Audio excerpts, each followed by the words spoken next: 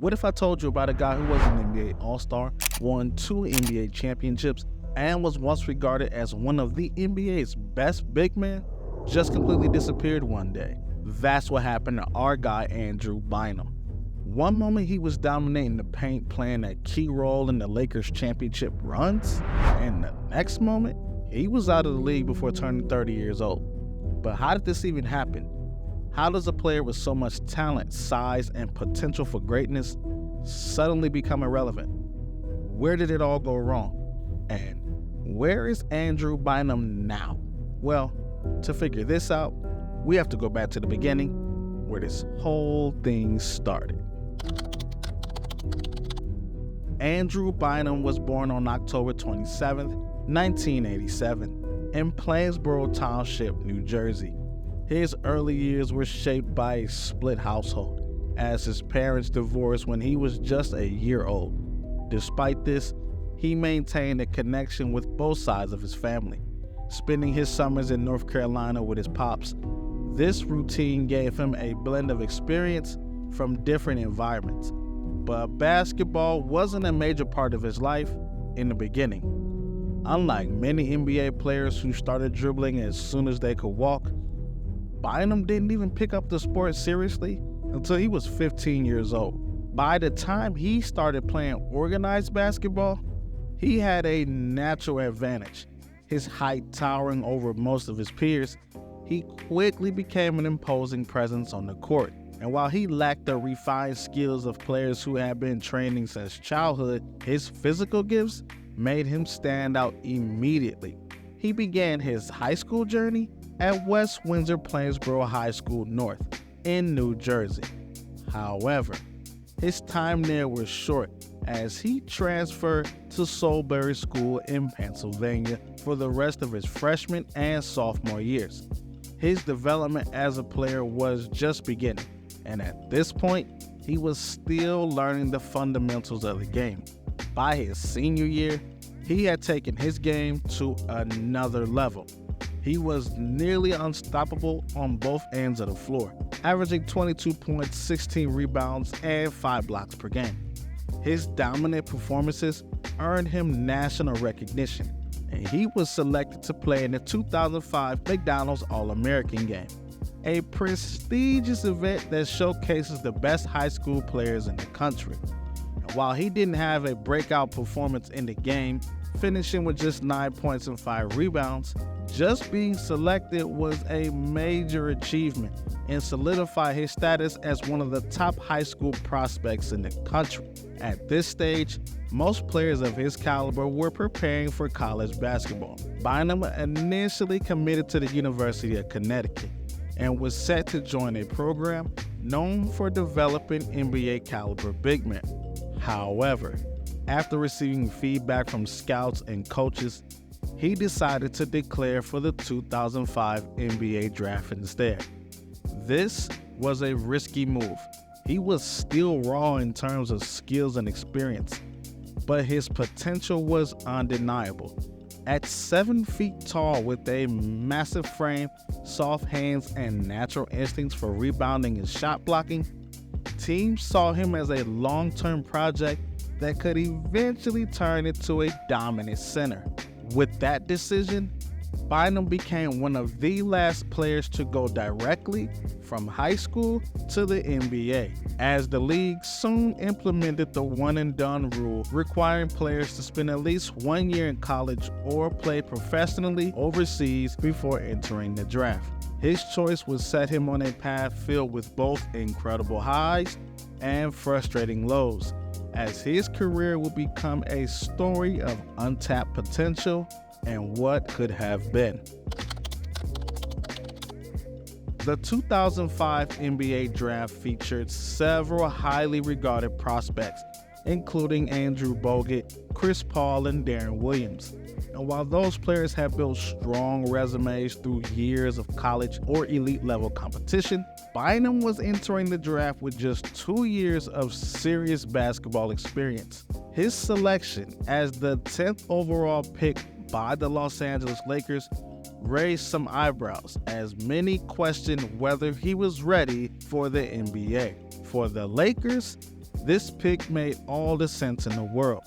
The team had just traded Shaquille O'Neal to the Miami Heat the previous offseason, leaving a massive hole in the center spot. With Kobe Bryant now taking full control as the franchise player, the Lakers needed a young big man who could eventually anchor the paint and develop into a dominant force.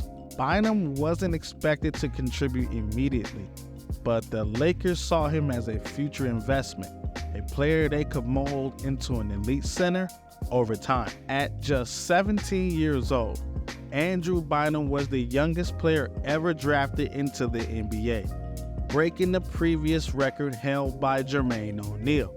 When he made his NBA debut on November 2nd, 2005, in a game against the Denver Nuggets, he became the youngest player to ever step onto an NBA court at 18 years and 6 days old. The moment was historic, but his actual performance was underwhelming. Playing just 6 minutes, he missed both of his shot attempts, grabbed 2 rebounds, and blocked 2 shots. It was clear that he had a long way to go before becoming a meaningful contributor. To develop him, the Lakers brought in Hall of Famer Kareem Abdul-Jabbar as a special mentor. Kareem worked with Bynum on his footwork, post moves, and understanding of the game. The challenge wasn't just about improving his skills. It was also about teaching him the work ethic needed to succeed in the NBA. Despite the guidance, Bynum struggled throughout his rookie season, averaging 1 point and 1 rebound per game. His shooting percentage was a poor 40%, and his free throw percentage was even worse, at under 30%. For a player who was supposed to develop into an inside scoring threat, these numbers were a concern. However, he did have one standout moment that caught the attention of fans and the media. On January 16, 2006, the Lakers faced the Miami Heat, which meant Bynum would go up against Shaquille O'Neal, the man he was expected to eventually replace. Early in the game, Shaq dunked on Bynum, showing the massive gap between the rookie and the league's most dominant big man. But instead of backing down, Bynum responded on the very next possession. He spun past Shaq and threw down a dunk of his own.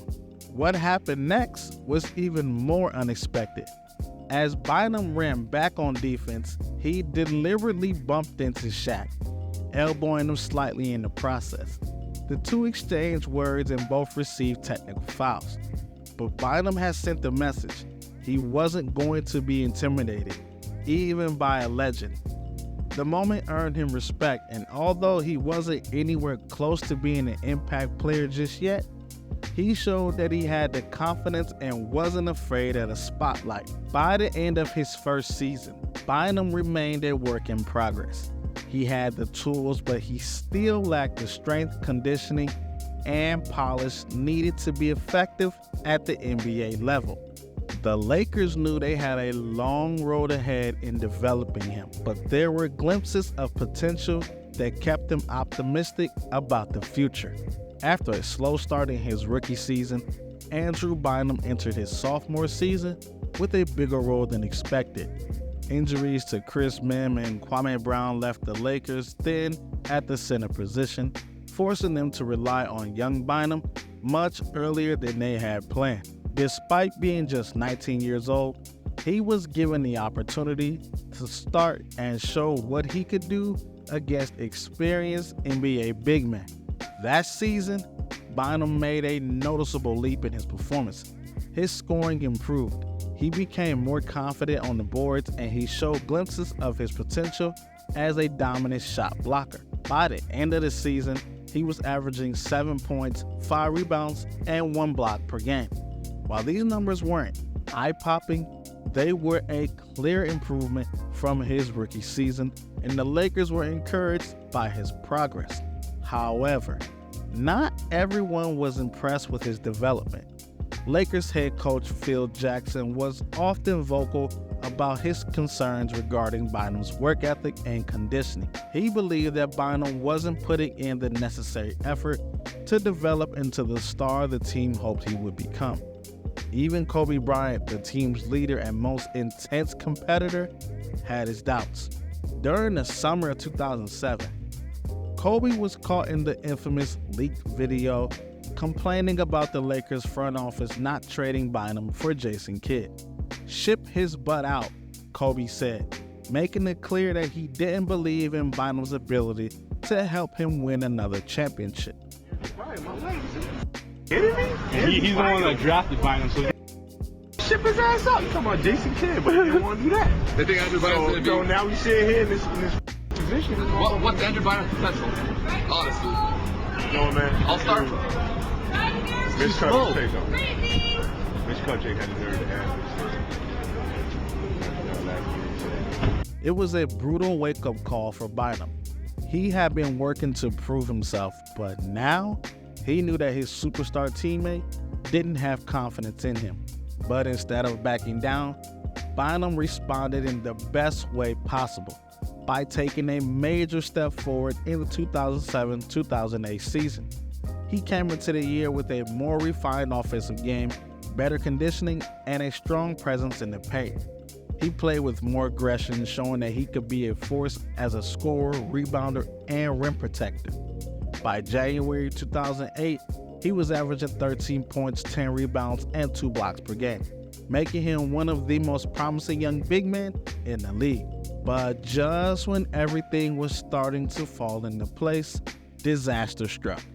On January 13, 2008, in a game against the Memphis Grizzlies, Bynum landed awkwardly on Lamar Odom's foot while going for a rebound. He immediately went down in pain and had to be helped off the court. The diagnosis was a dislocated kneecap, a serious injury that would force him to miss the rest of the season. His absence had a massive impact on the Lakers. Just a few weeks later, the team made a blockbuster trade for Pau Gasol, filling the void left by Bynum's injury. The Lakers would eventually go on to make the NBA Finals, but without their young big man, they were outmatched by the Boston Celtics and lost the series in 6 games. Bynum's injury raised concerns about his durability. He has shown significant progress, but now the question was whether he could stay healthy long enough to reach his full potential. Despite missing nearly half of the previous season, the Lakers still believed in Bynum's potential. In the 2008 offseason, they rewarded him with a 4-year, $58 million contract extension, committing to him as their long-term center. The hope was that he would come back stronger, help the Lakers dominate inside, and finally form the championship caliber team Kobe had been waiting for. Early in the 2009 season, Bynum proved why the Lakers had made such a big investment. On January 21st, 2009, he had the best game of his career, scoring 42 points, grabbing 15 rebounds against the Los Angeles Clippers. It was a statement performance, showing that when healthy, he could be one of the most dominant centers in the league. But once again, his season was derailed by injury. Just 10 days after his career-high game in a matchup against the Memphis Grizzlies, Bynum suffered a torn MCL in his right knee after colliding with Kobe. It was a devastating blow, not just for Bynum, but for the Lakers, who were once again losing their starting center right before the playoffs. At this point, the Lakers should just petition to not even play the Grizzlies. Bynum missed 32 games, but returned just in time for the playoffs. However, he wasn't the same player, and he was clearly still recovering from his knee injury, and his minutes were limited.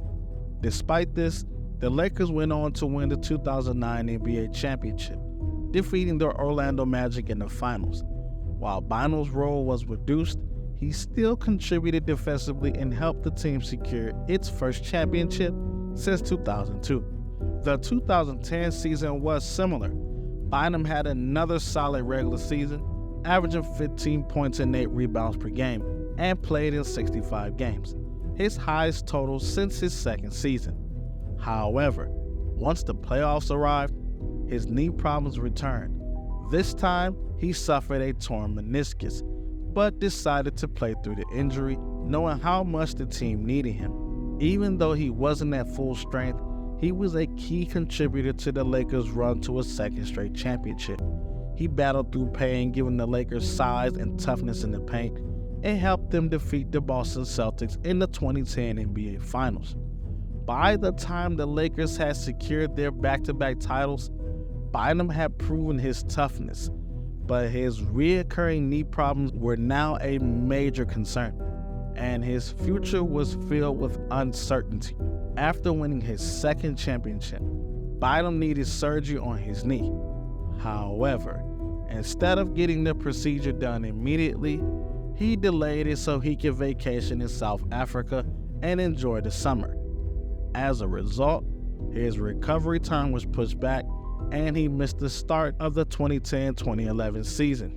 His decision frustrated the Lakers, and it showed a lack of urgency and commitment to getting healthy. When he finally returned, Phil Jackson shifted his role instead of focusing on scoring. Bynum was expected to be a defensive anchor and rebounder. Although he played well in that role, his attitude was starting to become a problem. He was suspended 2 games for a flagrant foul on Michael Beasley, and his frustrations boiled over in the playoffs. In the 2011 Western Conference semifinals, the Lakers were swept by the Dallas Mavericks, and Bynum was ejected in Game 4 for a dangerous foul on J.J. Barea. He was later fined and suspended 5 games for the start of the following season. Despite these issues, the 2011-2012 season was the best of his career. He was finally healthy for most of the season, playing 60 games and averaging 18 points, 11 rebounds, and almost 2 blocks per game. He was named to his first All-Star team and had some dominant performances, including a career-high 30-rebound game against the San Antonio Spurs in April of 2012. But his immaturity continued to be an issue. In a game against the Golden State Warriors, he took an ill-advised three-pointer, which led to new head coach Mike Brown benching him. And instead of handling the situation professionally, Bynum refused to join the team in huddles and isolated himself from his teammates. By the time the Lakers lost to the Oklahoma City Thunder in the 2012 playoffs, it was clear that Bynum's time in Los Angeles was coming to an end. The team needed a change, and during the offseason, they made a blockbuster trade to acquire Dwight Howard, sending Bynum to the Philadelphia 76ers. At 24 years old, Bynum was coming off the best season of his career, but injuries and attitude issues had pushed him out of Los Angeles. The question now was whether he could finally reach his full potential in a new environment. Unfortunately, his career would never be the same again. After a career-best season with the Los Angeles Lakers, Andrew Bynum was expected to be the centerpiece of the Philadelphia 76ers' future. The move was supposed to mark the beginning of a new era in Philadelphia, with Bynum being the dominant inside force they had been missing for years. At the time of the trade, there were some concerns about Bynum's knees, but the Sixers were willing to take the risk. They hoped that with the right medical treatment and careful load management, he would be able to lead them deep into the playoffs. Philadelphia fans were excited, expecting him to be the franchise player they had been waiting for. But the excitement didn't last long. Before the season even began, Bynum went orthokine therapy in Germany, a procedure designed to help reduce inflammation in his knees. While this treatment had worked for stars like Kobe Bryant, Bynum's situation was a little bit different. His knee problems were far more severe, and instead of improving, they continued to deteriorate. To make matters worse, in what seemed like a ridiculous turn of events, Bynum injured his left knee bowling. Yeah, bowling. What should have been a harmless activity worsened his already fragile knees, leading to more swelling and discomfort. This incident was baffling because bowling isn't a contact sport, yet somehow it caused enough damage to keep him off the court even longer. At this point, he just better off playing a video game during his free time. The Sixers kept pushing back his return, hoping he could eventually recover, but his knees never got better. By March of 2013, after months of failed rehabilitation, Bynum underwent season-ending arthroscopic surgery on both knees. It was official. He would never play a single game for the 76ers. His time in Philadelphia became one of the most disappointing free agent signings in NBA history. The Sixers had given up valuable assets to acquire him, but in return, they got 0 minutes of action. Philadelphia fans quickly turned on him, frustrated by his lack of professionalism and commitment. At this point, Bynum's reputation was taking a huge hit. Instead of being viewed as an unlucky player with bad knees, many people started to question his dedication to the game. Was he really trying to make a comeback? Or had he already checked out mentally from basketball? He already got the big contract he was looking for, so who knows? Despite his disastrous time in Philadelphia, NBA teams were still interested in Bynum.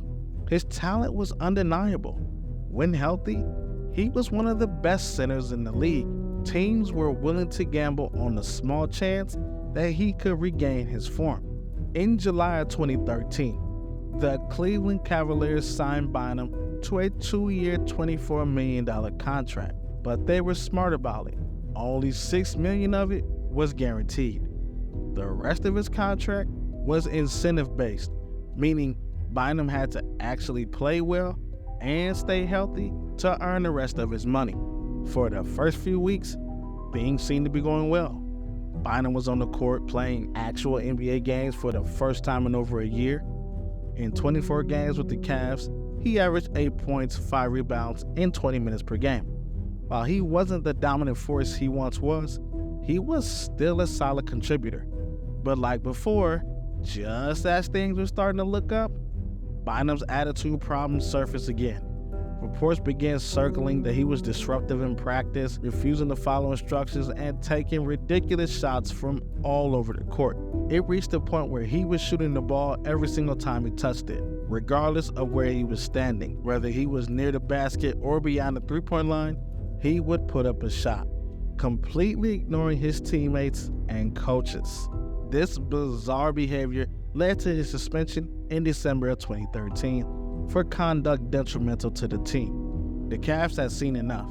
They didn't want to deal with his lack of discipline and effort, so they traded him to the Chicago Bulls in January 2014 as part of a salary dump. When the Cavs sent Bynum to Chicago, the move was strictly financial.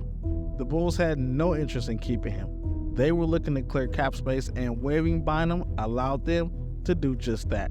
Bynum was immediately released, so he never played a single game for the Bulls. His time in Chicago only lasted a few hours, serving as a reminder that teams were now more interested in his contract than his abilities as a player. At this stage, it was clear that Bynum's career was in free fall. A player who had once been an all-star, an NBA champion, was now seen as a liability. His knee problems, poor attitude, and lack of dedication made him a risky investment for any team. Despite everything, Bynum still got one last chance. The Indiana Pacers, looking to bolster their front court depth for a playoff run, decided to take a low-risk chance on him. In February 2014, they signed him for the remainder of the season. Indiana's plan was simple: bring him in, let him rehab, see if he can contribute in the playoffs. However, by this point, Bynum's knees were completely shot. He played in just 2 games for the Pacers, averaging 11 points and 9 rebounds in limited minutes. And that was it. After those 2 games, he was declared out indefinitely with knee soreness, and in May of 2014, the Pacers officially cut ties with him. At just 26 years old, Andrew Bynum's NBA career was over.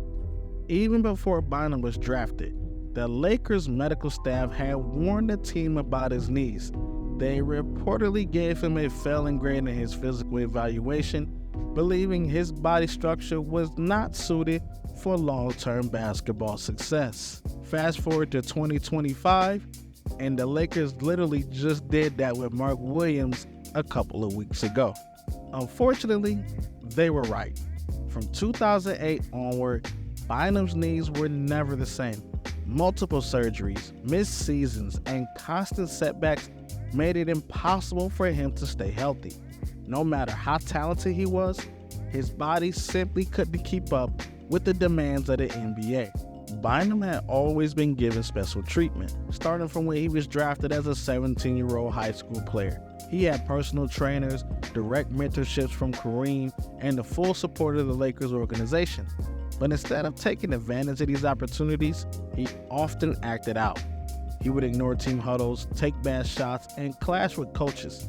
His former teammate Nick Young once shared a story about how Bynum, while recovering from a torn ACL, was doing donuts in a Ferrari in the snow, showing zero regard for his health. Perhaps the biggest reason for Bynum's downfall was that he never really loved basketball. Kareem Abdul-Jabbar, who worked with him closely, once said, "I don't think he liked the game. He didn't want to master it." Even during his time with the Cavs, an unnamed source said, "He doesn't want to play basketball anymore. He never liked it that much in the first place." For many players, basketball is their life. For Bynum, it was just a job, one that he was ready to walk away from once he made enough money.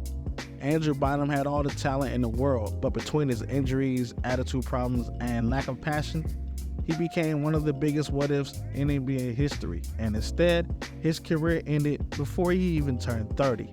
A two-time champion, an all-star, and wasted potential. That is the story of Andrew Bynum. When analyzing Andrew Bynum's career statistics, it's clear that he had the potential to be a dominant force in the NBA. Across 418 regular season games, he averaged 11 points, 7 rebounds, and almost 2 blocks per game, while shooting 55% from the field. These numbers, while solid, don't fully tell the story of how impactful he could have been at his peak. In the playoffs, where the stakes are the highest, Bynum's stats dipped slightly to 9 points, 6 rebounds, and 1.5 blocks per game, over 74 postseason games. While these numbers aren't bad, they highlight a career that was often interrupted by injuries. His role in 2 championship runs with the Lakers was significant, but it was clear that he was never fully able to reach the level that his potential suggested. At his absolute best during the 2011-2012 season, he was a true force. That year, he put up 18 points and 11 rebounds per game and made his first and only All-Star appearance, and was selected to the All-NBA second team. For the first time, he was viewed as one of the best centers in the league, even being considered the second best behind Dwight Howard. Unfortunately, that would be his last full season he would ever play in the NBA. And while his story should serve a lesson for young players entering the league, natural talent can only take you so far, but to reach true greatness, you need dedication, discipline, and the willingness to improve every single day. Without those things, even the most gifted players can find themselves out of the league far earlier than expected. For our Laker fans, Bynum remains a what-if, a player who showed flashes of greatness but never reached his full potential. And for basketball fans in general, his story is a reminder that in sports, nothing is guaranteed, not even for the most talented players.